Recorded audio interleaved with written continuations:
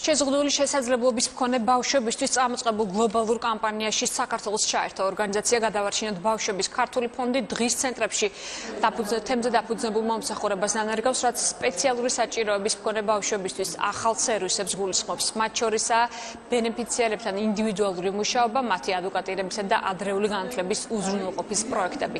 ჯერჯერობით ახალი სერვისი საქართველოს მხოლოდ 2 დღის ცენტრში დაინერგება, რომლებიც 40-დან 50 ბავშვამდე და მათ ოჯახებს მოემსახურება.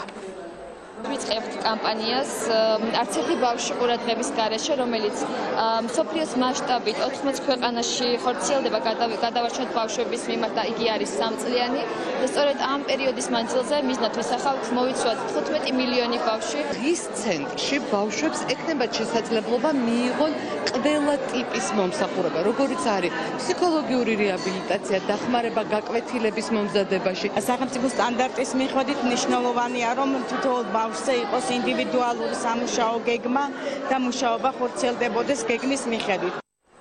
რა ხდება